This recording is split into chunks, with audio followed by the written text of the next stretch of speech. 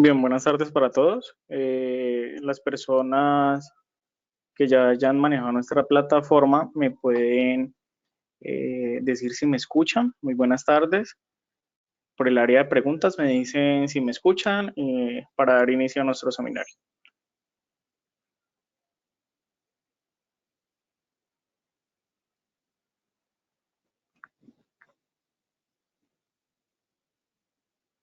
Listo. Bien, muy buenas tardes. Vamos a dar inicio a nuestro seminario de emergencias y atención prehospitalaria y trauma. Agradecimiento a todas las personas que han sacado este espacio en la tarde de hoy. Son las 5 de la tarde acá en Colombia. Muchas gracias a las personas que nos están acompañando a nivel de Latinoamérica, de países como Ecuador, Perú, Chile, Venezuela, Nicaragua, Honduras. Sé que son muchas las personas que nos están acompañando, incluso se me pueden olvidar algunos países. Vamos a dar inicio entonces a nuestro seminario. Voy a estar muy pendiente del área de preguntas, por acá por donde me dijeron si escuchaba el micrófono. En ese momento acabé de vaciar, así que quedo atento para en el transcurso estén realizando sus preguntas, aportes y demás. Si en algún momento de la conferencia alguna persona nos quiere compartir algún conocimiento o algo que quizás nosotros estemos hablando, me lo puede escribir por aquí por el área de preguntas. Inmediatamente, si tiene acceso a micrófono, le podemos activar para que nos hable y nos comparta. Un agradecimiento especial a la Asociación de Paramédicos de Bolivia. Muchísimas gracias por ese apoyo.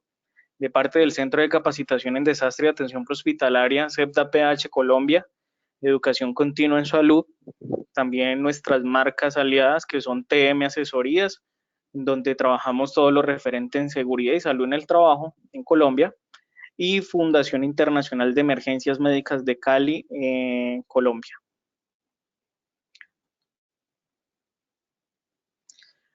De nuevo, muchas gracias por su asistencia. Me presento, mi nombre es John Fredin Bachi Bermúdez, soy director general del Centro de Capacitación en Desastre y Atención Prehospitalaria CEPDA-PH Colombia, en la ciudad de Cali, en el departamento del Valle del Cauca. Muchas gracias a las personas del Cuerpo de Bomberos Voluntarios de Costa Rica, en el Valle del Cauca, que nos están acompañando.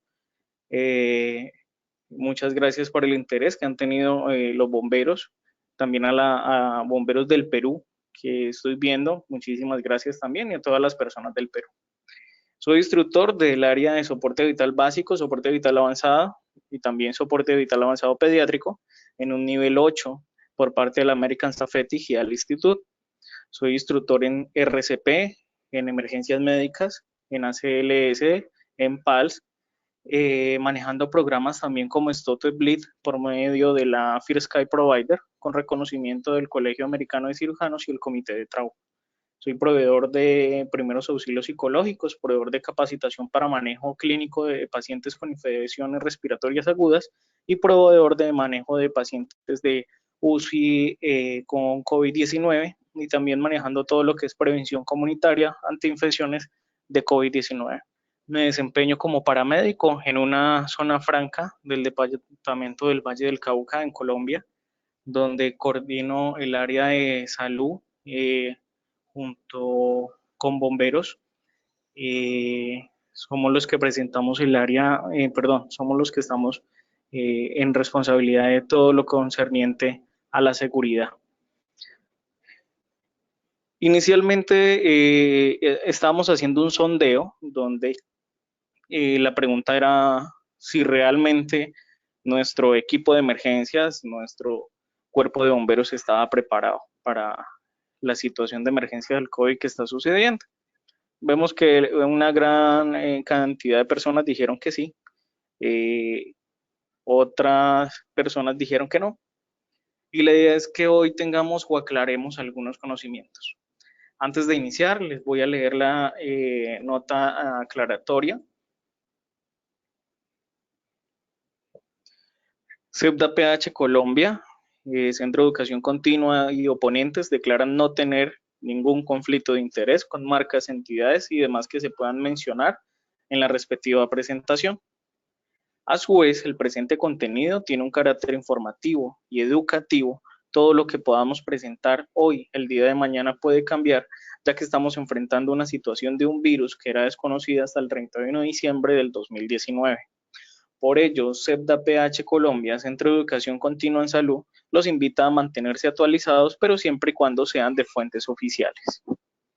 Vamos a dar inicio y vamos a empezar a hablar de este tema. Saludo especial a todos nuestros compañeros de bomberos a nivel de Latinoamérica y necesito que los asistentes de, de esta tarde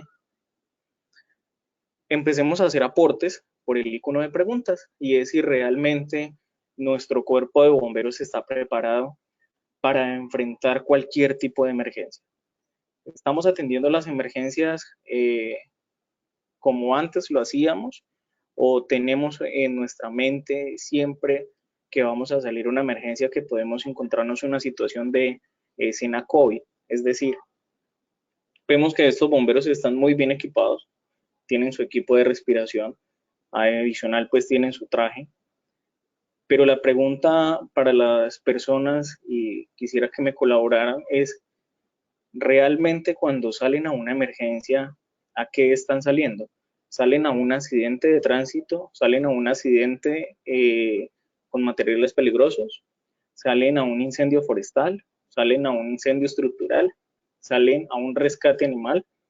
¿Llevamos los equipos idóneos para brindar una atención que se nos pueda cruzar incluso en el camino? En mi máquina, en mi unidad de rescate, cuento con un maletín de trauma que esté completamente equipado y tenga todo lo necesario para atender una situación de COVID. Para muchos puede significar que solo estamos hablando de COVID, COVID y COVID, pero tenemos que hablar de una realidad y es que esta triste realidad es la que está empañando todo el mundo. Entonces la pregunta para ustedes, para que me respondan es realmente estoy preparado con equipos, estoy preparado psicológicamente para atender una emergencia, estoy despachando a mi personal a qué? A un incendio estructural, con un traje estructural, donde quizás hayan personas atrapadas. Ya hemos visto situaciones como la que se presentó en China, donde se incendió se desplomó uno de los hoteles donde estaban alojados pacientes con COVID. ¿Realmente sé a qué voy? ¿O estoy tratando todas las emergencias como si fueran una emergencia COVID? Quiero que nos activemos esta tarde y me den por acá respuestas que voy a empezar a leer por el área de las preguntas. Los que se estén conectados por un portátil o por un equipo cómputo, en la parte inferior derecha aparece un icono de pregunta y los que estén por teléfono en la parte superior aparece un icono de pregunta donde nos pueden compartir sus aportes. Es muy importante saber sus aportes y si son fuera de Colombia también conocer esos aportes y mirar cómo podemos fortalecer y unir conocimientos, ya que a nivel de Latinoamérica hemos encontrado que la mayoría de cuerpos de bomberos sabemos que no tienen equipos suficientes, pero antes de empezar a decir no tengo equipos, quiero ver que esta tarde también nos digan si realmente he realizado lo suficiente. Referente a la situación que está pasando.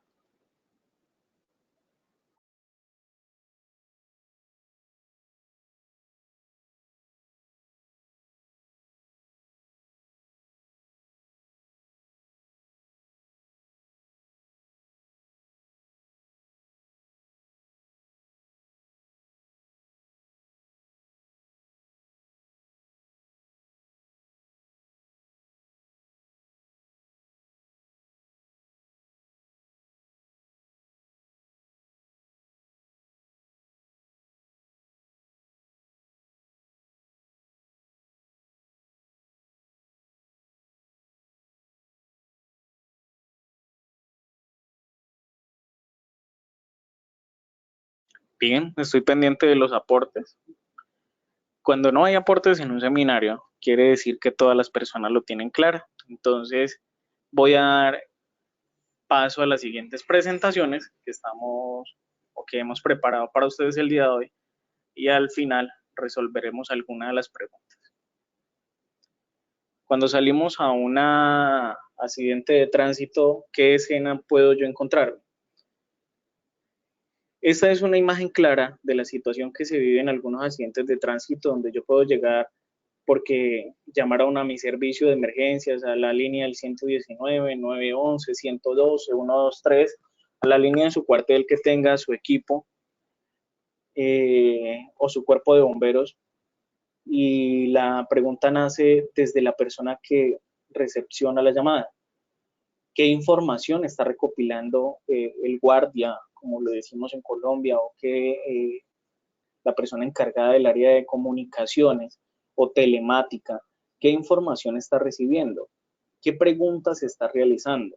Si me reportan un accidente de tránsito donde un vehículo resultó involucrado, ¿cuántas personas puedo yo creer que se desplazan en este vehículo? Eh, ¿Realmente a qué estoy despachando a mis compañeros? ¿Realmente realizo las preguntas que son? ¿Hago toda la información que necesito y que considero que es importante para mí? ¿A qué estamos dando salida? A un accidente de estos, ¿qué voy a despachar? ¿Qué unidad voy a despachar? Despacho una unidad médica, despacho una unidad también de hazmat, despacho una unidad, si mi cuerpo bombero solo tiene una máquina, despacho de esa máquina, despacho ese vehículo, con qué equipos, con qué recursos, con qué estoy enviando a mis bomberos y con qué estoy enviando a cada uno de ellos a atender esta situación de emergencia. Entonces, por acá nos dice Pedro que en Chile se generaron protocolos nacionales de bomberos a respuesta a incidentes HAZMA, incendios estructurales y accidentes viales. Lo que me da por entender entonces, Pedro, desde Chile, es que todos lo están manejando como una emergencia HAZMA o cómo realmente están pasando o cómo están respondiendo a las emergencias. Quiero que miremos y nos detengamos un poco a esta imagen y realmente seamos sinceros y consecuentes con nosotros. Y es si realmente estoy preparado, tanto psicológicamente como emocionalmente, para responder a una emergencia, sabiendo que estoy en un tiempo de pandemia, sabiendo que estamos ante un virus que no conocemos, que no lo vemos, que no hay que tenerle miedo, pero sí hay que tenerle algo de respeto, donde cada día sale algo nuevo y donde cada día el virus de una u otra manera, digamos que se presenta de una manera diferente, valga la redundancia. ¿Qué puedo yo definir entonces de esta imagen? ¿Qué puedo yo notar en esta imagen?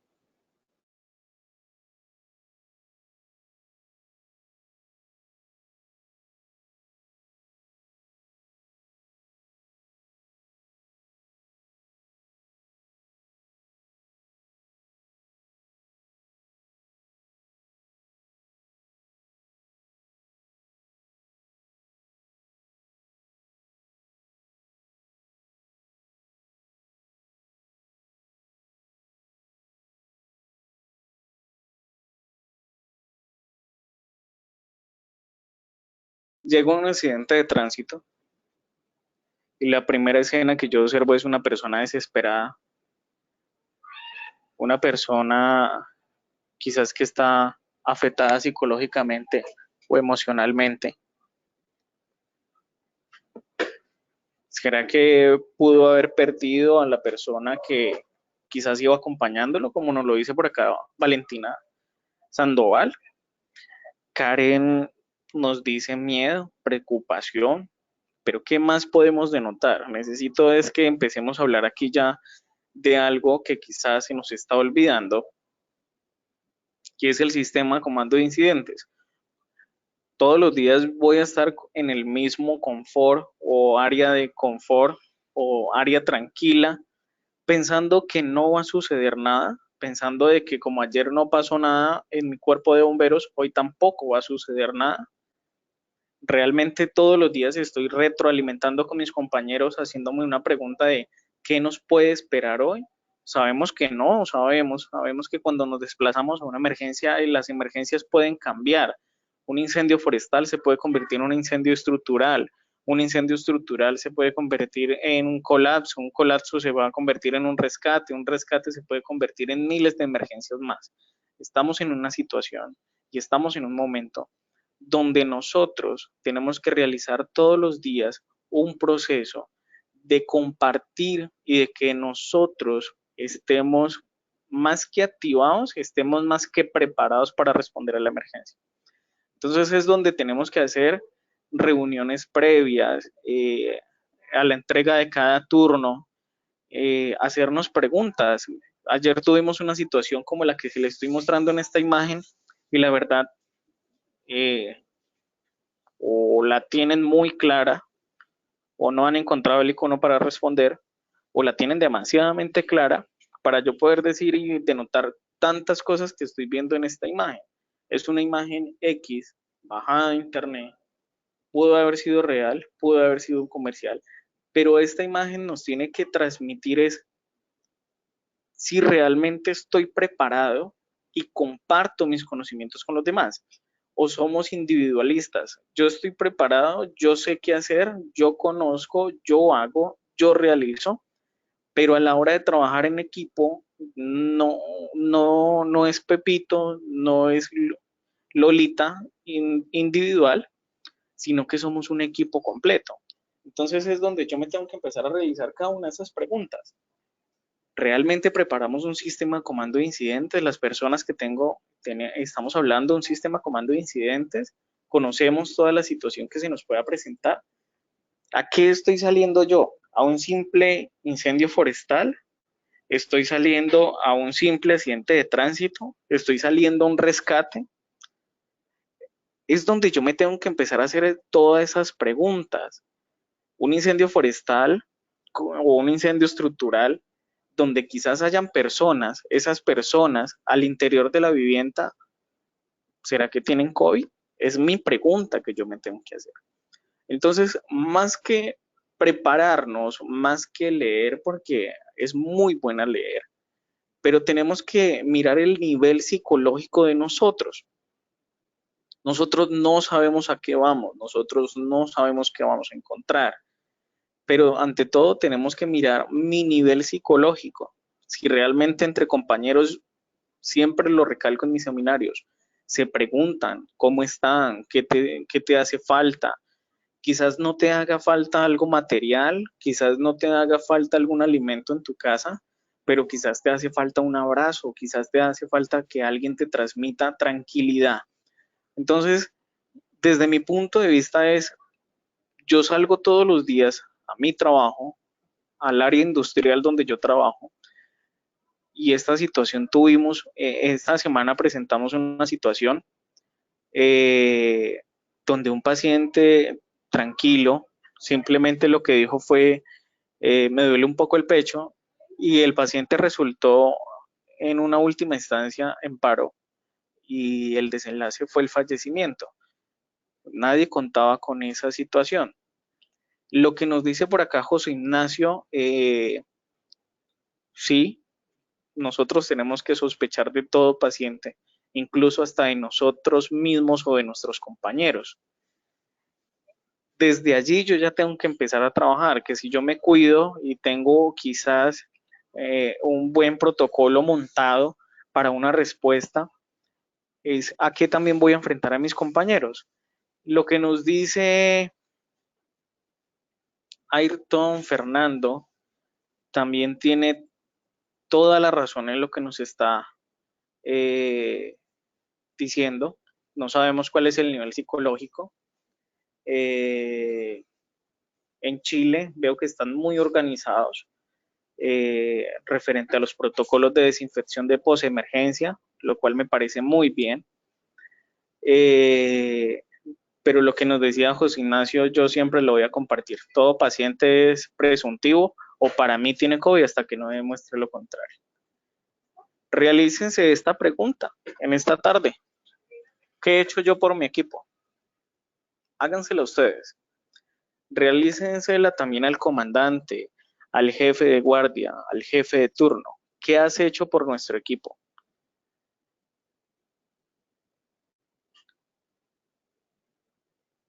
comparto también lo que nos dice Rodolfo. Lo más importante es la preparación psicológica y la respuesta, lo que yo comparto. ¿Mi equipo de protección personal es mío o el equipo de protección personal está disponible para otra persona? Esa otra persona que se coloca el equipo de protección personal conoce las técnicas de desinfección, realiza las cosas acorde a como yo también las tengo realizadas. El equipo que yo tengo es de uso exclusivo mío porque sabemos que hay cuerpos de bomberos donde el equipo se tiene que compartir y no todos tienen su equipo de protección personal. Entonces, ¿qué he hecho yo por mi equipo? He hablado con ellos, sé cómo se encuentran, sé si mi compañero ha descansado, sé si el maquinista o el operador del vehículo ha descansado lo suficiente. El compañero que yo llevo a mi lado como paramédico, como tripulante de ambulancia, se está tranquilo, descansó, tendrá problemas. Todas esas cosas influyen en en este momento, porque en este momento es un momento de tensión, es un momento donde no sabemos qué nos va a esperar, ni sabemos a qué nos vamos a enfrentar.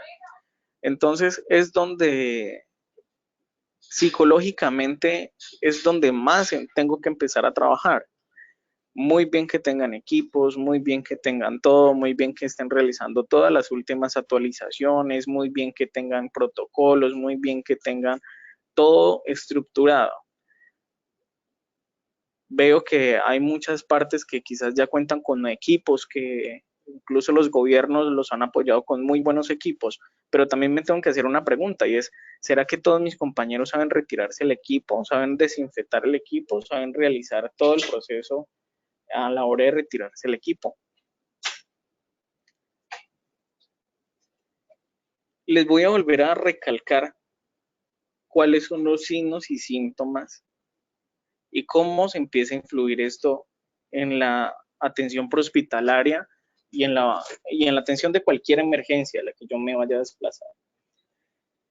Como primer signo y síntoma, siempre voy a encontrar la fiebre, acompañada de tos, dificultad para respirar, dolor y cansancio, conjuntivitis, goteo, mal aliento, dolor de espalda, ras, dolor abdominal, diarrea, pérdida de olfato, dolores de cabeza.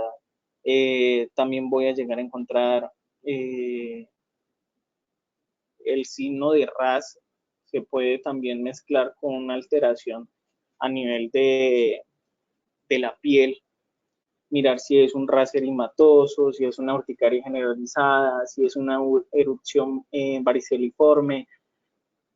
Todo eso lo tengo que tener claro, porque desde ahí nace la atención prehospitalaria y desde ahí,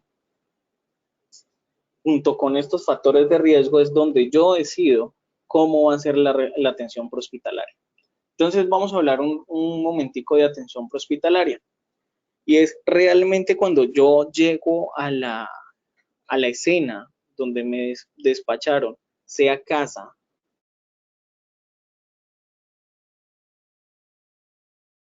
sea emergencia, realmente eh,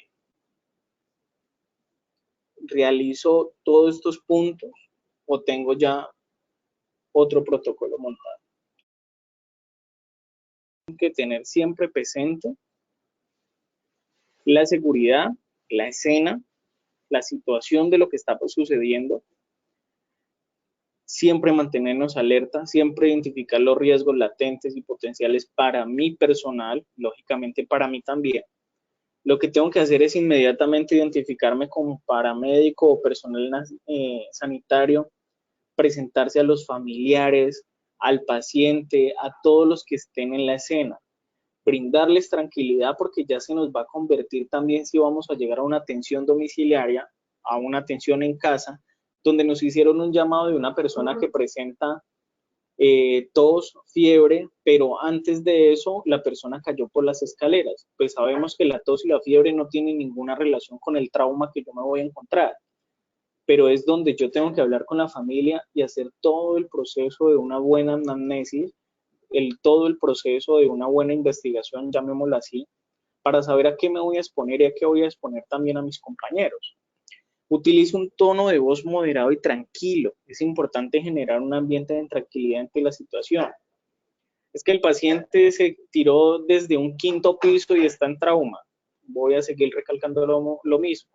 Tómese un momento, respiren, analice la escena, verifique la seguridad, colóquese su equipo de protección personal, mire a su compañero si tiene bien puesto el equipo de protección personal e inmediatamente continúe su proceso. Es que es un paciente que tiene una hemorragia activa. Momento. Ahorita ya estamos muy bien preparados con cursos de stop the bleed, con cursos de control de hemorragias, Bitcoin, como lo quieran llamar, para manejar un torniquete.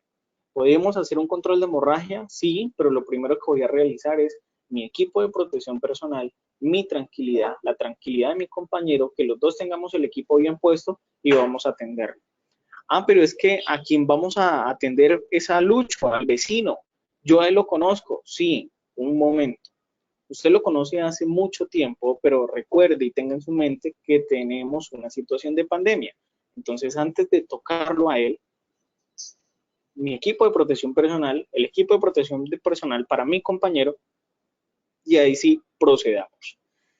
Explicar en todo momento los procedimientos que se realizan, así el paciente esté en paro, así el paciente esté cursando cualquier tipo de traumatismo y haya familiares o acompañantes presentes, expliquen, porque hay muchas personas, lo hablo a nivel de Colombia, no sé cómo sea en otros países si es lo mismo, a nivel de Colombia somos muy efecto túnel, es decir, nos concentramos solo en el paciente y a mirar al paciente y a trabajar callados. Cuando trabajamos callados, generamos incertidumbre tanto en el paciente como en la familia, porque no saben, ellos no saben si está bien, si está mal o qué está sucediendo. Las medidas de protección que se deben de tomar son importantes no solo para nosotros, también para el paciente, pues nosotros también podemos llegar a representar el riesgo para en ellos. Muy bien, Rodolfo García, perfecto. El equipo de protección personal, como medida, la primera medida, es para mí, pero también es para el paciente. Y es donde yo le demuestro al paciente la tranquilidad.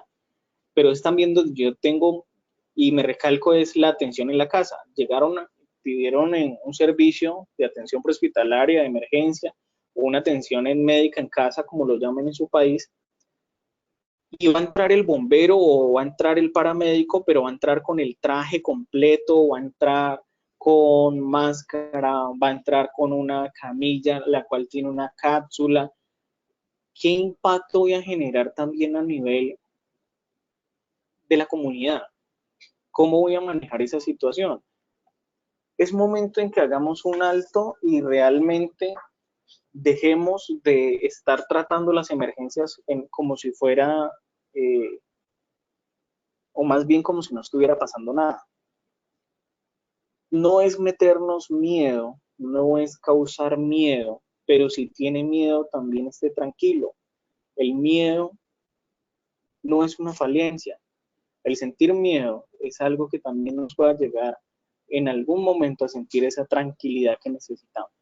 Entonces es, ¿a qué me estoy desplazando? ¿A qué voy a llegar? ¿Y qué escena me voy a encontrar? Porque resultó ser una casa o un ancianato, o una casa para abuelos, o una casa de la tercera edad, no sé cómo la llaman en otros países. Aquí en Colombia se llama ancianato. Y dos de esos residentes, dos de esas personas tienen sintomatología. ¿Cuál es mi paso a seguir? ¿Cuál voy a hacer hacia los demás? Ahora sí, ¿cuál es la valoración o la evaluación rápida de insuficiencia orgánica secuencial, conocida como la escala del QTSOFA, que es la escala del Quick Sequential Organ Failure Assessment? Esa es la evaluación rápida de insuficiencia orgánica secuencial. Yo como paramédico, yo como personal de la salud, yo como bombero paramédico, tengo que tener muy clara estas escalas y todas estas evaluaciones que se están hablando ahorita. La escala del SOFAC yo tengo que mirar cuáles son sus variables si no quiero manejar esta tablita. ¿Y cuáles son las variables? Una frecuencia respiratoria elevada a 22 respiraciones por minuto, una presión arterial sistólica de menos 100 miligramos sobre mercurio y una escala de coma de Glasgow igual o por debajo de 15 puntos. Si el paciente presenta alguno de los puntos donde yo veo una frecuencia respiratoria y es una tensión en casa y está por encima 22, 23, 24, pues yo con esa variable puedo trasladar al paciente. Pero existe esta otra tablita, la cual está disponible también en la aplicación, en la tienda de Play Store, que es la escala de advertencia temprana, la News Core. Esa tabla es donde miramos los parámetros fisiológicos del paciente y es donde yo, mediante la frecuencia respiratoria, la saturación de oxígeno, donde vamos a mirar la saturación de oxígeno en caso de que el paciente tenga antecedente o sospecha de un EPOC, es donde yo miro si voy a colocar oxígeno suplementario, voy a hacer una oxigenoterapia o no voy a realizar una oxigenoterapia. Es donde voy a estar muy pendiente de la tensión arterial sistólica. Es donde su frecuencia cardíaca, voy a estar muy pendiente de ella también. Y cómo está su nivel de conciencia para ese paciente y cuál es su temperatura. La pregunta es, y les pido que me respondan en el área de preguntas. ¿Manejan la escala del News Score para todo paciente? Si la han manejado, ¿usted cree que es fácil manejar la tabla? Si no la ha manejado, ¿usted cree que si la maneja puede quizás mejorar la atención para el paciente y brindarle una atención digna y brindarle una atención necesaria y con todo lo que el paciente necesita? Por acá Joeli Colina nos dice que no. ¿De dónde es que, ¿de dónde es que se conecta Joeli? Joeli Colina y Karen Andrea tampoco. Esta tablita se manejaba en las UCI, en las unidades de cuidados intensivos.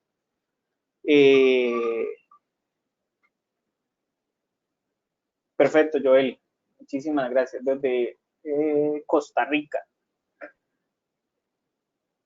Esta tablita se veía en las unidades de cuidados intensivos porque eran donde tomaban las decisiones para ver si el paciente bajaba a piso de hospitalización y en piso de hospitalización finalmente le daban la salida.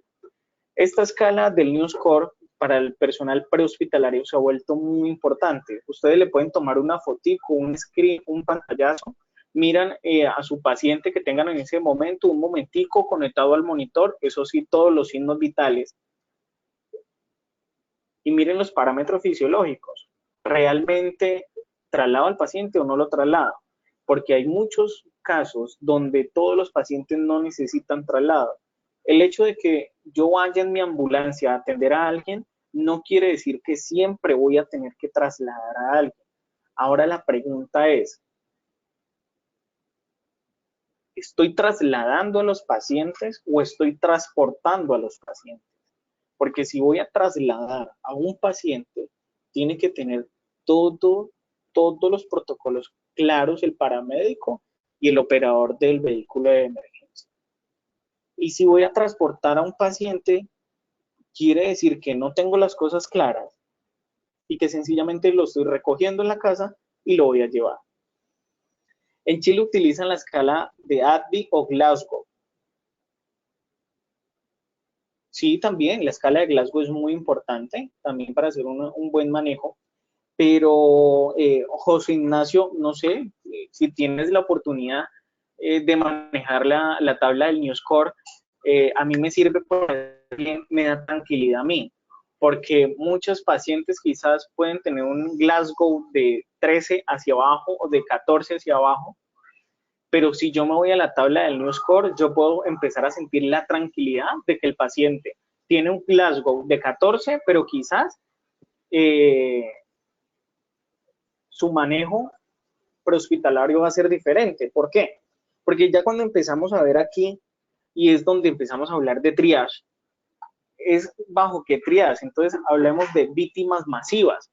¿Bajo qué triage? Yo creo que todos utilizamos la herramienta del triage STAR o el triage SHORE, que es uno de los triages donde nosotros podemos llegar y clasificar rápidamente a los pacientes. Entonces, hablemos de víctimas masivas por incendio estructural. Todos son sospechosos de COVID porque lo que nos han dicho ustedes por acá y lo que yo les digo también es todo paciente sospechoso hasta que no se demuestre lo contrario. Voy a utilizar la escala del New Score y es donde yo voy a mirar y donde yo voy a ver los parámetros, si realmente necesita traslado o no. Si yo tengo un paciente con una escala de NewsDude de 0 a 4, ese paciente en un rango clínico está bajo, lo que quiere decir que su triage es verde, y lo que quiere concluir es que no requiere traslado ni hospitalario.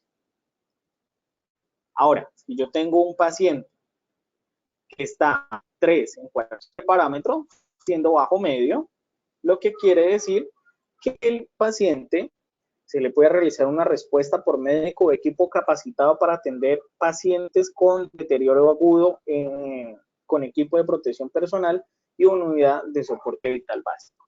Es decir, que cualquiera de nosotros puede realizarle tanto una atención como unas indicaciones a ese paciente.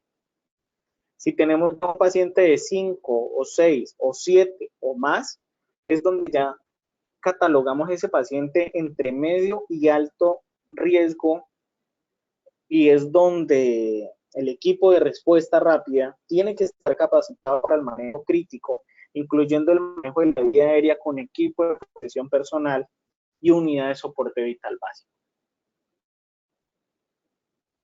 ¿Qué tan preparado yo estoy para intubar a un paciente? ¿Qué tan preparado está mi equipo para realizar una intubación a un paciente? ¿Cuento con todo el equipo de protección personal idóneo para intubar a un paciente? Si voy a usar un aislamiento supraglótico a un paciente, ¿tengo el conocimiento y la experticia para realizarlo? ¿Voy a utilizar una cánula de gel que quizás me vaya a producir más aerosoles? ¿Voy a utilizar un BMM que quizás me va también a propagar los aerosoles? ¿Voy a nebulizar a un paciente? Esas son preguntas que yo me tengo que empezar a hacer. Sí, la tabla es muy importante para definir el traslado del paciente y también decidir hacia dónde lo voy a trasladar, ya que quizás hay muchos países, voy a hablar de acá, de Cali, en Colombia, contamos con muchas clínicas, pero la mayoría de clínicas están cercanas, pero cada clínica tiene un nivel, entonces es donde yo voy a definir hacia qué nivel voy a trasladar al paciente, si a nivel 1 o a nivel 2 o a nivel 3 o a un nivel avanzado que es nivel 3, 4, o si ese paciente realmente me lo pueden recibir en un nivel 1. Lo que nos ayuda a la escala del NEWS es más para dónde voy a trasladar al paciente y cuál va a ser la atención sobre ese paciente también. Está claro, no es llegar a atender a un paciente con dificultad respiratoria, conectarlo al oxígeno, hablemoslo así, colocarle oxígeno y vámonos corriendo para el hospital. No. Es donde yo tengo que llegar, evaluar al paciente, hacer su triage. La escala del NEWS yo la utilizaba y créanme que es algo muy fácil, práctico, sencillo, pero también me responde cosas que el paciente no me puede decir porque en ese momento está cruzando por algo crítico, pero la tabla me la responde. Entonces, es donde yo decido, bueno, voy a colocar oxígeno. Ahí es donde nace la controversia del oxígeno, porque muchos pueden decir, coloque una punta nasal o una cánula nasal, coloque una mascarilla de reservorio, coloque una mascarilla de no inhalación, colóquele una cánula de Gel, colóquele más bien o hágale con el ambú, o colóquele un Venturi. Entonces es donde yo tengo que empezar todo eso.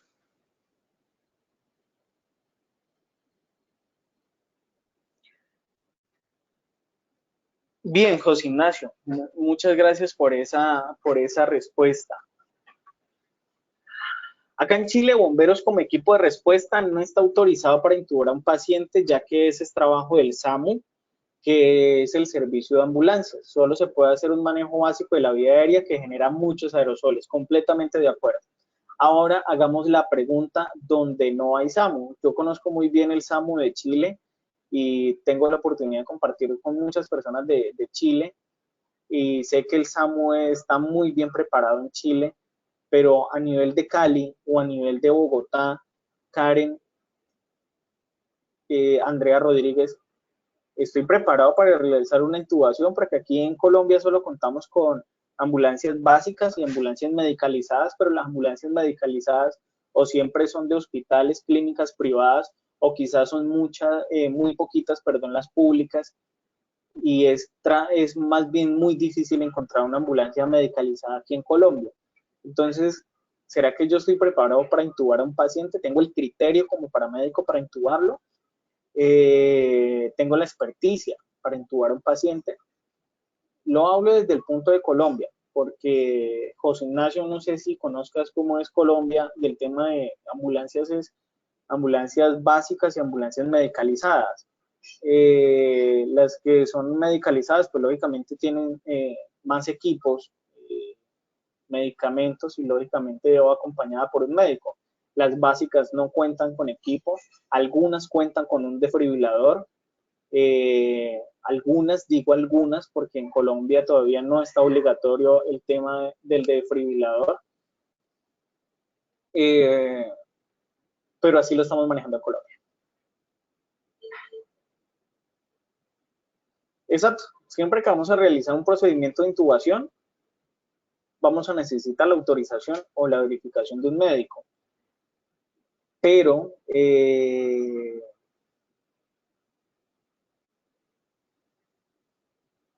exacto, todo está en la responsabilidad, como lo dice José por acá. Todo está en la responsabilidad de nosotros, en la experticia, en la práctica que tengamos y en cómo vamos a realizar un procedimiento. Si ya no pudiste intubar, y ya voy a empezar a hablar de esto, un paciente de la primera vez, pues no lo intente más, porque si no lo pudo la primera, la segunda menos. En salud tenemos tan solo una oportunidad, no hay ni dos ni tres oportunidades. Vamos a tener siempre una sola oportunidad. ¿Cuál es el tratamiento? Y empecemos aquí a hablar del tema de la atención médica prehospitalaria. Todo paciente deberá ser evaluado conforme a la secuencia estipulada en los protocolos de atención prehospitalaria que ya conoce y maneja el profesional de la salud, tanto a nivel de cada país como a nivel de cada institución. Esto varía. La determinación del estado de conciencia bajo la escala ABDI o utilizando mnemotecnias ABC o CAB o utilizando mnemotecnias según la última actualización en trauma XABCDE, las mnemotecnias sample o PQRST, las demás aplicables que usted maneje o que usted conozca, la evaluación médica rápida o una evaluación médica enfocada, la toma de signos vitales tales como frecuencia cardíaca, frecuencia respiratoria, saturación de oxígeno, presión arterial no invasiva, temperatura y también CO2 exhalado, es decir, si mi monitor y yo tengo también el conocimiento para manejar un monitor con capnógrafo, es lo que nos quiere decir. Llegamos a un accidente de tránsito y el paciente está politraumatizado, está en paro. Tenemos que correr porque si no corremos el paciente se nos puede morir. Alto. Respire. La situación ya pasó. La emergencia ya está. Puede sonar muy feo o puede sonar muy indolente, pero desde mi punto profesional, la emergencia ya pasó. Yo no puedo llegar a complicar la emergencia. Yo tengo que llegar a solventar y a dar soluciones en la emergencia. Si yo empiezo a trabajar rápido o empiezo a trabajar de manera apresurada o con efecto túnel, se me pueden pasar muchas cosas. Muchos paramédicos me dicen, John Freddy, la verdad no me queda tiempo de conectar un monitor, cómo le voy a colocar un monitor, en qué momento le voy a colocar un monitor a ese paciente, cómo lo voy a mirar sus signos vitales. Entonces no estamos haciendo nada. Estás atendiendo a un paciente a ciegas, porque si no tomas los signos vitales no sabes qué vas a controlar. Entonces, una vez yo le hice una pregunta a alguien y yo le dije, usted llega y es un paciente politraumatizado o es un paciente, con todo respeto, sin ofender a nadie, es un paciente con una discapacidad, es un paciente mudo o es otro paciente con otra discapacidad, ¿usted cómo hace para comunicarse con ese paciente? La única comunicación que usted va a tener con ese paciente son los signos vitales. Y si no toma los signos vitales, pues entonces no vamos a ver sobre qué estamos trabajando. Es que el paciente se va a morir y si lo dejamos morir, nuestra... Venga, un momento, calma. Vuelvo y repito, quizás no sean las mejores palabras, pero ya pasó la emergencia, ya sucedió, ya está pasando. No es la culpa de ninguno de nosotros la situación que está pasando.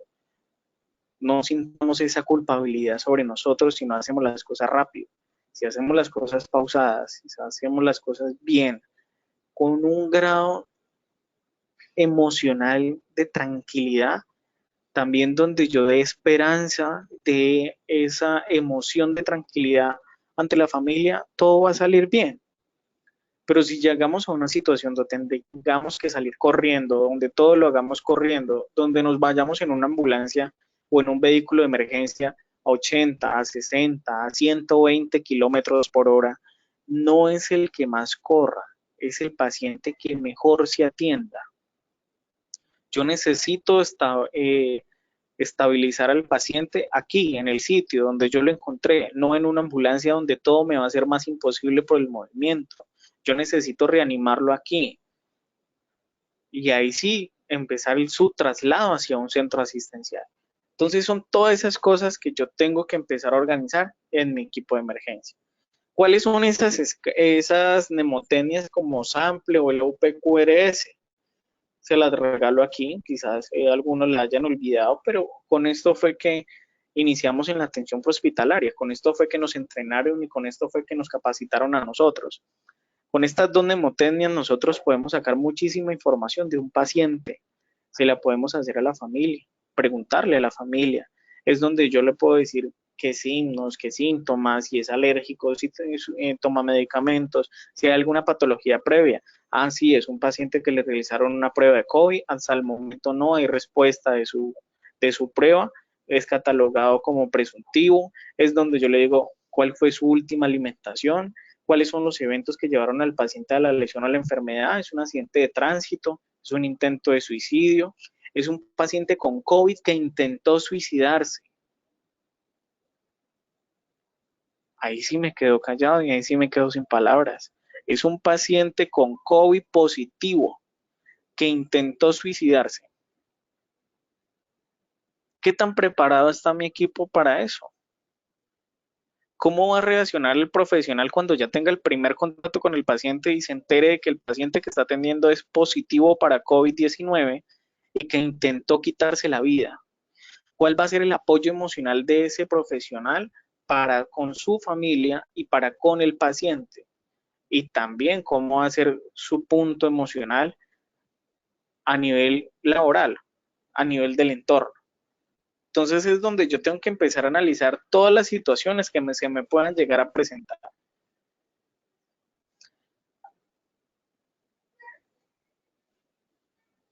Bien, si alguien tiene alguna pregunta, alguna aclaración de un tema o algún punto donde desee participar, lo puede colocar en el área de preguntas. Volvamos al tema de la atención prehospitalaria y hablemos de la atención prehospitalaria básica junto con el abordaje básico de la vía aérea. Se lo voy a leer aquí.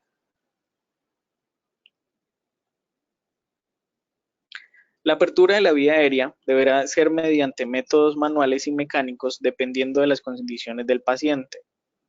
Evite utilizar canelas nasofaringias en los pacientes con presencia de reflejo de oxígeno y deterioro del estado de conciencia. La aspiración de secreciones deberá hacerse mediante una cánula de aspiración rígida, no mediante las cánulas de aspiración comunes que utilizamos. Se recomienda optar por dispositivos supraglóticos de segunda generación si el personal cuenta con el entrenamiento adecuado. Así vamos a hacer el abordaje inicial de una vía aérea nosotros. Es potencialmente peligroso y riesgoso para nosotros y yo lo tengo que tener claro y si voy a realizar oxigenación y ventilación en un paciente, yo tengo que tener claro que son muchos los aerosoles que ese paciente va a generar. Es donde yo tengo que evaluar inmediatamente cuál es la calidad de las ventilaciones, cuál es el ritmo, cuál es la frecuencia y buscar los signos de dificultad respiratoria en ese paciente. Auscultar los campos pulmonares y buscar sonidos agregados es muy importante para nosotros ahorita en atención hospitalaria.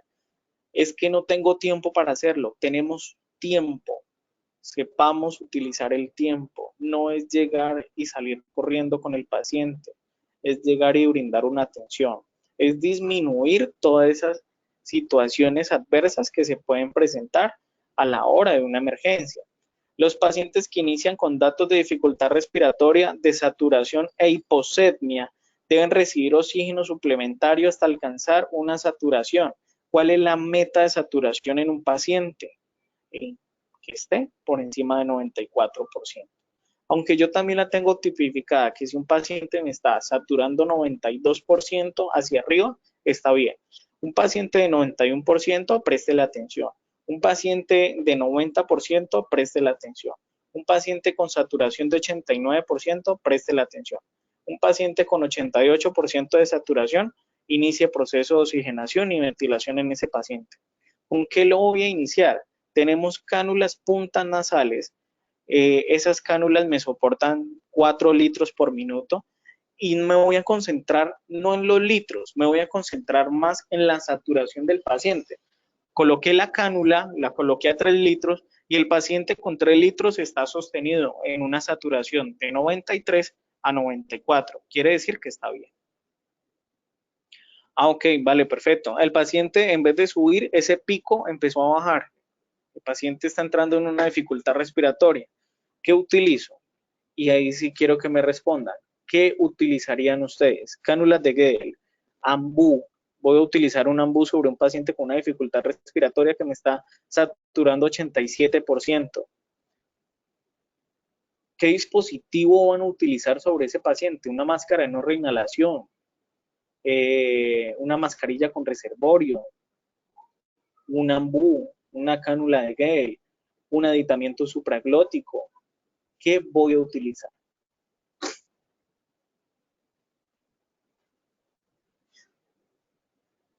José Ignacio nos dice una secuencia rápida de intubación.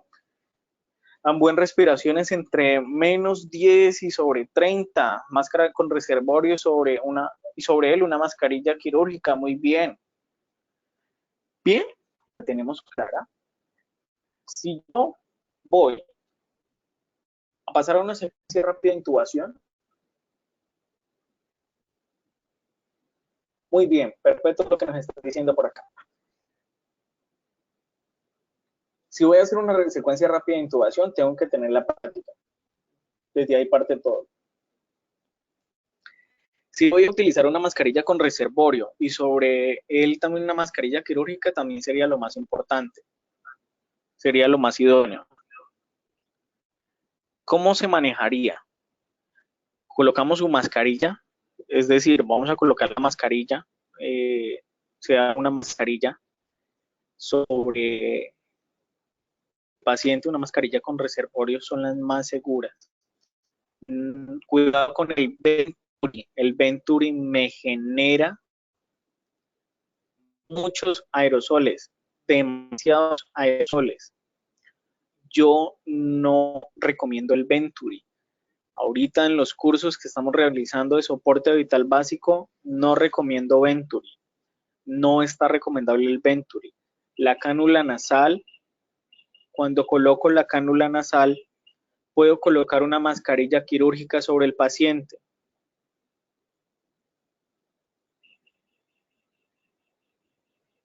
Exacto, yo sé que el Venturi va a desprender las secreciones por su efecto en presión positiva, pero va a haber mucha aerosolización.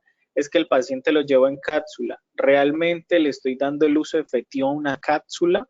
¿Realmente las cápsulas, ya vamos a hablar de eso, realmente las cápsulas sirven o no sirven? ¿O son más bien una medida falsa en seguridad? Entonces, yo con Venturi no voy, yo con el Ambú sí me quedo. Yo con una mascarilla quirúrgica o con con una máscara con reservorio, sí me quedo. Con una cánula nasal, sí me quedo. Con una cánula de Guedel, no la recomiendo. Entonces, yo tengo que estar muy pendiente de eso. Si a mí el paciente yo le voy a colocar presión positiva y alto flujo a 15 litros por minuto, es como si yo estuviera pintando un carro, y me perdonan la expresión, pero es como si yo estuviera pintando un carro en el cajón de la ambulancia. Va a haber muchos aerosoles sobre esos pacientes. Es que solo tengo una caluna nasal y solo tengo un ambú y tengo Venturi. Pues entonces no lo piense, colóquele ambú. Eso sí, haga un buen sellado del ambú, que no quede ningún, pero ningún espacio de huequitos o de espacios en el ambú. Por acá no me lo estaban diciendo ustedes y por acá yo lo vuelvo a decir. Colocar encima del dispositivo de oxigenoterapia un cubrebocas o un tapabocas.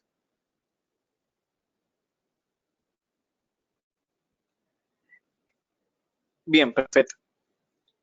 En la ventilación asistida a presión positiva, asesorio de realizar un adecuado sellado a la mascarilla o de la mascarilla. Asegúrese de utilizar un filtro EPA, aunque los filtros HME también son muy buenas. La técnica del CIE se utiliza, no se ha modificado, se tiene que utilizar esa. Lo más ideal es que el ambú tenga un filtro EPA, sería lo más ideal. ¿Cuántos litros son recomendables? Bueno, esa es una muy buena pregunta. El ambú a mí me puede aguantar hasta 15 litros por minuto. Yo lo he utilizado a 15. Hay personas que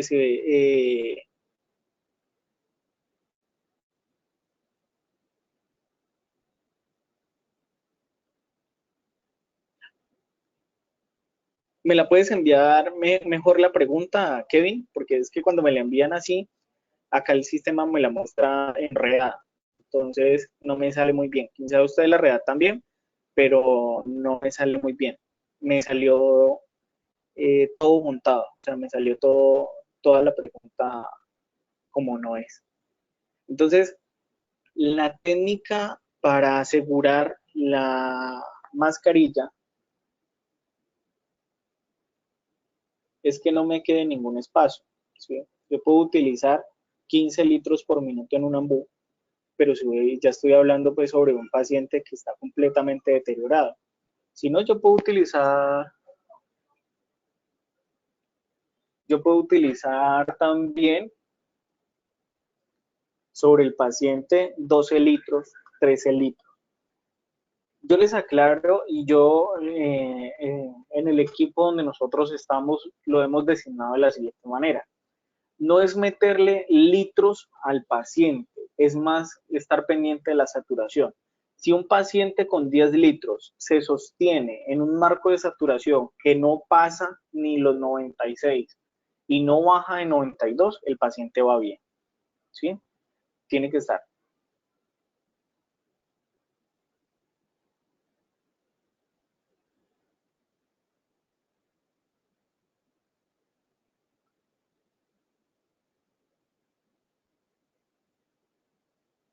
Bien, Kevin. Si la técnica para el sellado de la máscara del BMMDCE se modificó a que el sellado ahora sea con la técnica BE. Sí, sí, en eso sí se modificó, Kevin. Y no sé, creo que estuviste en días pasados donde estábamos hablando de esa técnica, sí se modificó. Eh, es la única modificación que tiene así. Pero la verdad, hay personas que por más que le digamos que se modificó, lo van a volver a hacer, porque es una modificación. Si vemos dentro del soporte vital básico, es una modificación mínima, ¿sí? Así la vemos nosotros, mínima. Que es importante, sí, es muy importante para el sellado de la máscara del BMM. También meterle muchos litros de oxígeno, sí. O sea, no es colocar oxígeno por colocar, es mirar qué dispositivo voy a colocar y cuántos litros me aguanta ese dispositivo. Si voy a colocar Gracias, Kevin. Saludos desde Colombia también para el Perú. Es también yo qué voy a colocar sobre el paciente, qué máscara voy a utilizar, qué elemento voy a utilizar sobre el paciente. Mi recomendación es no vayan a utilizar Venturi. Eso sí, no lo vamos a hacer. No vamos a colocar Venturi sobre ningún paciente porque la verdad vamos a generar muchos aerosoles. Vuelvo y recalco este punto y voy a seguir recalcando este punto que ya van a ver ustedes. El manejo emocional. El manejo emocional es la clave y es el paso a paso en todo tipo de atención. Yo digo que cuando uno llega a un paciente por la situación más crítica y dolorosa, porque un paciente puede estar cruzando, hablemos de una situación de desastre, es un momento doloroso, de tristeza, de respeto, donde hay que sostener el respeto y donde hay que respetar a las personas. El manejo emocional es lo más importante. Como usted llegue y le hable al paciente, el paciente se va a sentir. Si usted llega y le habla de una manera amable, tranquila, de al menos decirle, hola, yo estoy aquí, tranquilo, soy paramédico, no te va a suceder nada, ahora sí necesito que me cuentes o ahora sí necesito que me digas, ¿has tenido contacto con algún paciente COVID? ¿Has tenido estos síntomas? Cuando yo inicio a hablar con el paciente inmediatamente, le estoy brindando la tranquilidad y el paciente va a ver que en mí puede confiar. Hay muchos personajes y muchos paramédicos y mucho personal prehospitalario que llegan callados donde el paciente y lo único que buscan es colocarlo sobre la camilla, montarlo a la ambulancia y llevárselo corriendo al hospital. Yo creo que ya no es momento de hacer eso. Yo creo que ya es momento también de qué vamos a llevar en nuestro vehículo, a quién vamos a trasladar, cómo lo vamos a trasladar. Esas son preguntas que yo me tengo que realizar. Ahora sí, vean esta imagencita.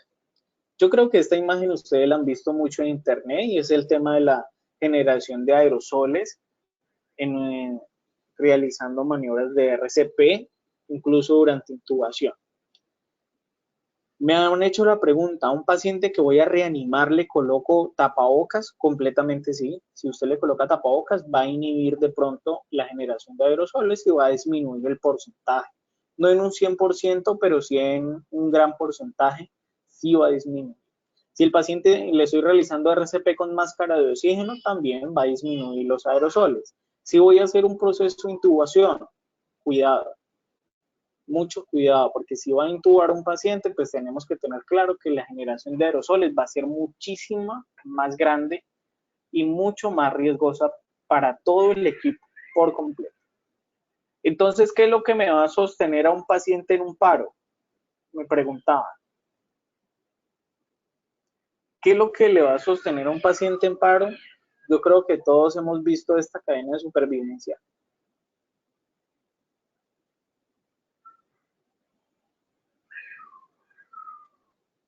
Bien, ya hablamos de ese tema, Kevin. Y son las compresiones de calidad. Eso sí no ha cambiado, no ha cambiado nada. Lo único que se ha mejorado es que si usted ahorita es personal de la salud y llega, encuentra un paciente en situación de paro, pues usted lo que va a hacer inmediatamente es alertar su servicio de emergencia local y lo que va a hacer es iniciar compresiones. Eso sí, tome el pulso sobre el paciente, sí lo puede hacer, pero no vamos a hacer técnicas como el ver, oír, escuchar o de mirar, escuchar y sentir. Lo que vamos a hacer inmediatamente nosotros es active su servicio de emergencias mediante el 911, mediante el 123, 119. Usted instaure un método de barrera, coloque ese tapabocas, no vaya a hacer maniobras de respiración boca a boca. Colóquele un trapo, una mecha, una bolsa sobre la cara del paciente si no tiene cómo colocarle también otro tapabocas e inicie inmediatamente unas compresiones de alta calidad y si tiene acceso a un desfibrilador externo automatizado, utilice el dedo, no piense que no es necesario, es muy innecesario. Estas son las únicas actualizaciones que han presentado las guías. No hay de pronto cambios en maniobras. Ahorita le hablo simplemente de una maniobra. ¿Qué dijo la ILCOR? Colombia y Latinoamérica se basa sobre lo que dice la ILCOR. Lo que nos dijo la ILCOR fue que sugerían las compresiones torácicas y la reanimación pulmonar tienen el potencial de generar aerosoles. Sugerimos que en la actual pandemia de COVID-19 los reanimadores legos, quiere decir las personas que no son profesionales del área de la salud, consideren la reanimación solo con compresiones y la defibrilación de acceso público, así como se los estaba diciendo. Sugerimos que en la actual pandemia del COVID-19 los reanimadores legos que estén dispuestos a capacitados sean capaces de hacerlo. Tal vez deseen administrar respiraciones de rescate a niños, además de las compresiones torácicas. Hay que tener cuidado si vamos a realizar esas ventilaciones de rescate. Sugerimos que en la actual pandemia del COVID-19 los profesionales de la salud utilicen el equipo de protección personal para los procedimientos que generan aerosoles. Por favor, utilicen el equipo de protección personal.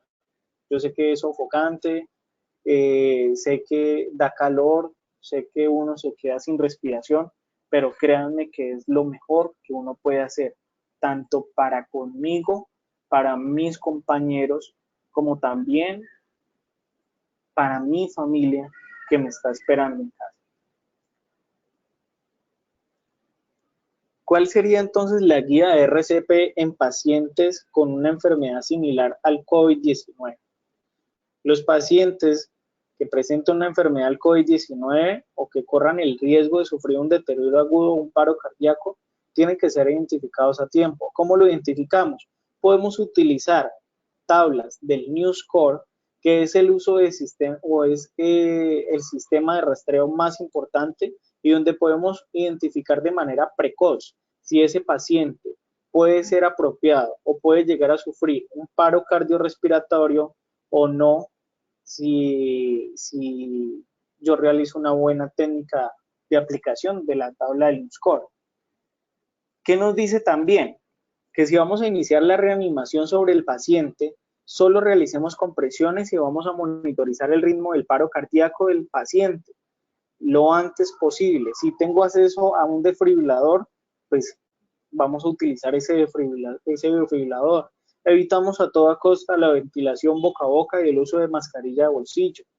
Tenemos que realizar una desfibrilación rápidamente. Los organismos susceptibles de ser desfibrilados, la restauración temprana de la circulación puede evitar la necesidad de apoyo respiratorio y de ventilación. Eso ya lo sabemos nosotros. Las intervenciones en las vías respiratorias deben de ser realizadas por personas experimentadas. Es que yo llevo 15, 20 años como paramédico. Sí, pero ¿cuál es la práctica que usted tiene para hacerla a la hora de una intubación? No es quién lleve más tiempo, es quién realiza las cosas bien. ¿Cómo estoy utilizando mi equipo de protección personal? Es lo que yo tengo que empezar a hacer. Y si yo estoy en mi casa o yo estoy de descanso en un turno, es como voy a hacer la reanimación y primeros auxilios en entornos comunitarios. Es donde yo lo primero que le tengo que decir a mi familia, a los que viven conmigo, a mis amigos, conocidos y demás, es buscar la ausencia de signos vitales. Pero ¿cómo busco la ausencia de signos vitales? Cerciorémonos si tiene pulso o no tiene pulso. Es lo que yo voy a hacer por el momento. No vamos a hacer técnicas de MES ni de voz. Asegúrese de que una ambulancia esté en camino. Siempre, si yo voy a tratar a un paciente y no estoy de turno, voy a solicitar una ambulancia y es un paciente que está con sospecha de COVID, lo tengo que decir. El uso temprano de un desfibrilador siempre va a ser lo mejor y la mayoría de guías, ILCOR, las guías a nivel de Europa, a nivel del Reino Unido, también nos recomiendan siempre el uso de desfibrilador temprano. Si ya vamos a empezar con un paciente que puede ser candidato a sufrir un paro, lo que yo tengo que tener en puntos clave es lo siguiente. No vamos a comprobar la respiración, no vamos a oír, no vamos a sentir, vamos a usar un DEA siempre y cuando lo tengamos disponible. No vamos a realizar ventilación balón máscara si no tiene un casco cefálico, es decir, si no tenemos una máscara o una mascarilla. Cualquier paciente en paro cardíaco atendido por el equipo de respuesta puede estar infectado, o sea, que va a ser un paciente sospechoso. Eviten iniciar la resucitación sin usar el equipo de protección. Siempre deben de utilizar el equipo de protección personal. Es que ya llegué y el paciente me entró en paro. Haga un stop, coloque el equipo de protección personal e inicie el RCP. Verifique también cuánto tiempo lleva ese paciente, hace cuánto me llamaron. Tenga especial cuidado al retirarse del equipo de protección personal. Aquí es donde las personas fallan. Compañeros, retírense de una manera idónea el equipo de protección personal. Al inicio del turno, realice una reunión previa para asignar funciones y tareas. Es lo mejor que se puede hacer. Hoy recibí turno, muchachos, si tenemos un paciente, señores, si vamos a tener un paciente o vamos a tener tantos pacientes, por favor recordemos cuáles son nuestros protocolos, cuál es nuestra función y recordamos siempre lo más importante, que tenemos familia, que alguien nos espera, que alguien está en la casa esperando, que así sea un turno de 24, de 12 horas o de 8 horas, alguien nos está esperando, que entre menos nos expongamos nosotros, también voy a exponer menos a mis compañeros y menos a mi propia familia. Entonces es donde yo tengo que tener claro todos esos puntos que yo les estoy presentando. ¿Cuál es la guía rápida para personal de urgencias, paramédicos y otros organismos de socorro tales como bomberos? Aquí nace toda la responsabilidad de las operadoras de las salas de urgencia o las salas de crisis o la línea de emergencias, como lo llaman en su país, y es donde, ¿cómo se va a interrogar? Incluso el comandante de guardia también. Solicitan una emergencia médica en casa. ¿Qué necesitan? ¿Qué factores de riesgo presenta esa persona?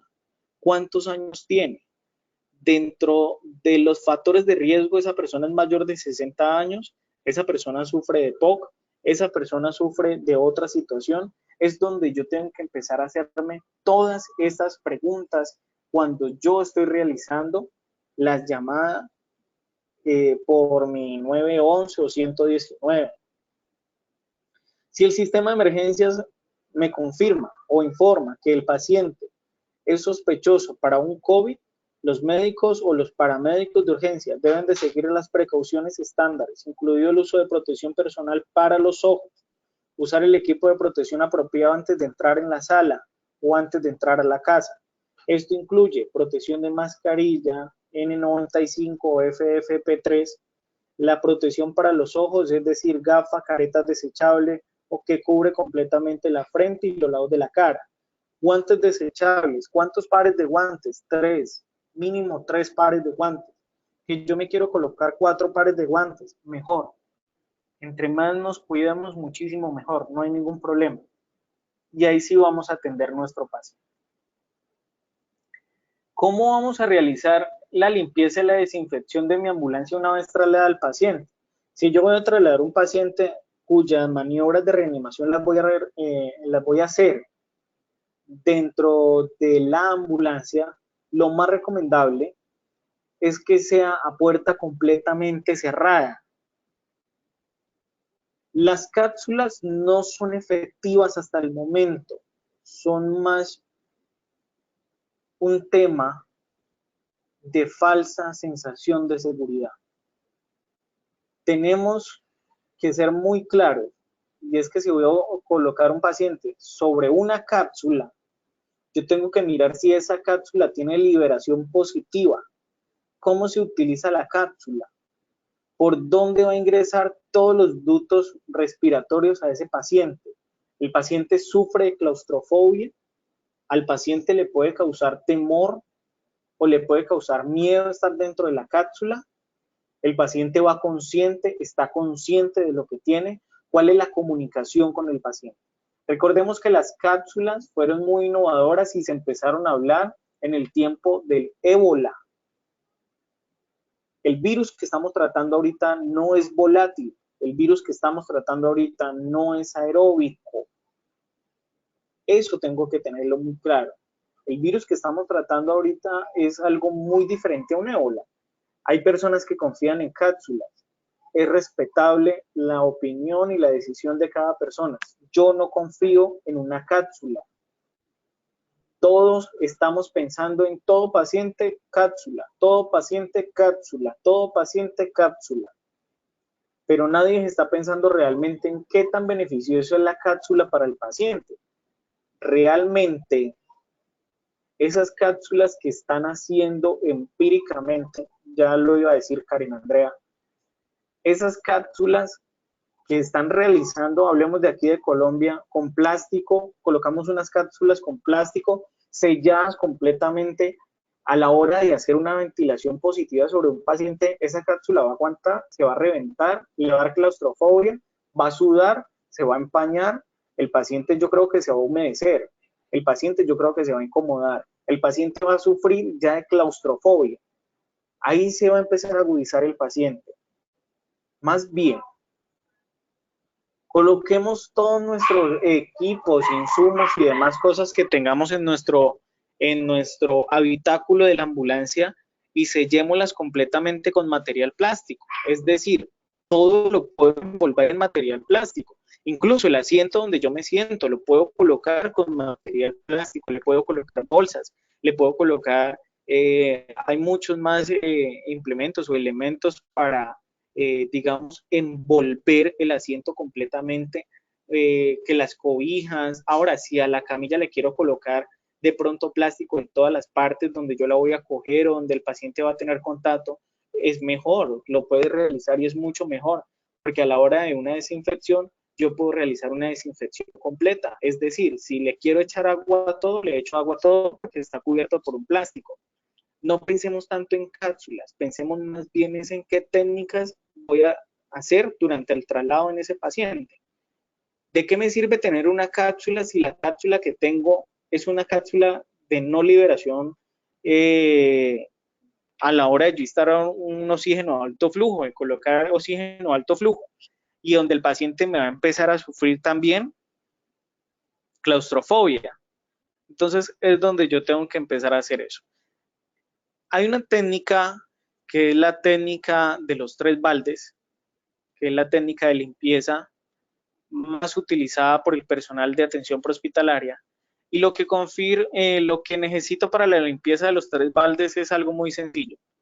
Necesito 3 baldes, 3 trapos y necesito jabón, agua jabonosa o detergente. Si quiero utilizar cloro, lo puedo utilizar también.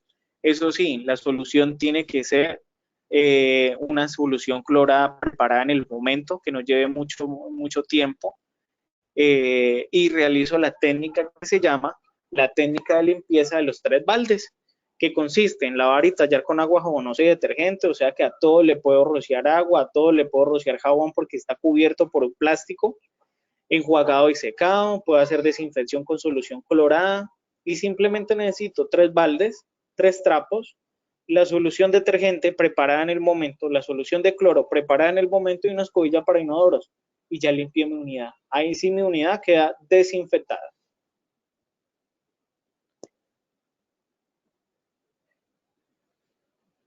Bien, el virus se demora en el plástico, incluso en el látex, un promedio de 7 a 9 horas, es lo que se ha estado hablando, pero también hablan de 24 horas. Pero si realizamos un proceso de desinfección, pues estamos realizando, digamos, la inhibición completa del virus. O sea que sí lo estaríamos quitando por completo. Sí lo estaríamos quitando por completo, siempre y cuando utilicemos una solución jabonosa y una solución clorada que estén preparadas desde el momento. Hay personas que hablan incluso hasta de días que el virus dura en el plástico, pero la verdad hemos denotado y lo que hemos visto muy de cerca la Organización Mundial de la Salud es que son de 7 a 9 horas. No mezclemos detergente con solución de cloro, es decir, si va a utilizar detergente, utilizo la parte y aparte utilicemos la solución del cloro. En caso de utilizar productos de doble acción como detergente y desinfectante, lo que tenemos que tener claro es que no es necesario el proceso de desinfección posterior. La solución de detergente y el agua deben de ser renovadas entre una ambulancia y otra, es decir, no vamos a utilizar la misma que vamos a utilizar en todas las unidades. cada carro tiene que utilizar o cada ambulancia va a utilizar lo mismo. Si va a utilizar el amonio cuaternario, utilice el amonio cuaternario sobre partes y de la ambulancia, siempre y cuando tenga la ficha técnica y utilice el porcentaje correcto. Hoy la Organización Mundial de la Salud se promulgó donde de nuevo habla acerca de las cabinas y la Organización Panamericana de la Salud habla acerca de los productos como el amonio cuaternario y el ozono. Ya ellos dijeron que no se pueden utilizar ni en cabinas de desinfección ni nada. Entonces, ahorita en unos minutos, en la página del Centro de Capacitación, vamos a compartir esta información de la Organización Mundial de la Salud para que ustedes lo descarguen de manera de PDF y tengan, o si alguien ya lo tiene, acerca de las cabinas de desinfección. Los elementos que se van a utilizar de limpieza también tienen que conservarse limpios, en buen estado, es decir, si yo veo que ya un trapo o algo para refregar o restregar no sirve, pues inmediatamente voy a utilizar otro. Los trapos de piso, paños de limpieza o jaladores deben de ser lavados luego de su uso con agua caliente y desinfectarlos. Los trapos de piso limpios deben de quedar extendidos hasta el próximo proceso. Los baldes después del uso tienen que ser lavados y desinfectados y colocarlos de manera que queden boca abajo. Todas esas técnicas yo tengo que empezar a tener muy claras a la hora de realizar un proceso de desinfección. Iniciamos con la parte de las preguntas, ya la parte final de nuestro seminario. Si alguien tiene alguna pregunta, la puede realizar.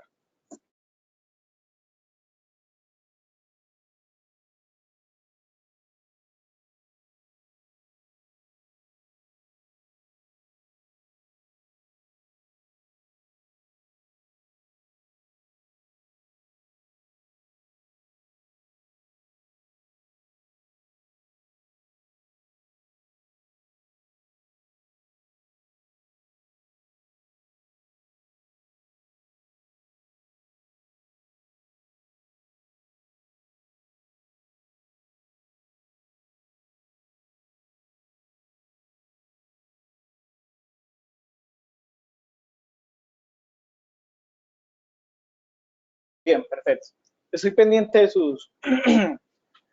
sus preguntas y comentarios y demás.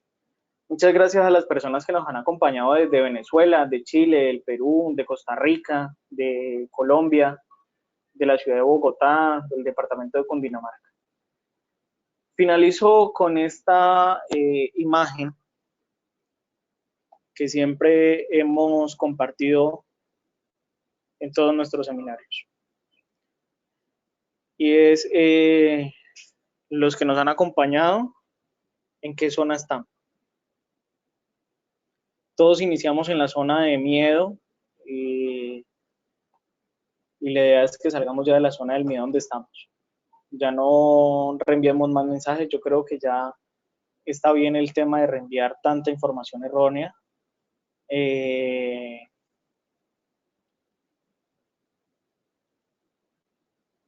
Las personas con COVID-19 no se están sepultando. Las personas con sospecha de COVID-19 o con confirmación de COVID-19 se deben de cremar. Incluso esas personas no tienen contacto con la familia. Estoy hablando desde aquí de Colombia, no tienen contacto con la familia, no pueden tener contacto con la familia.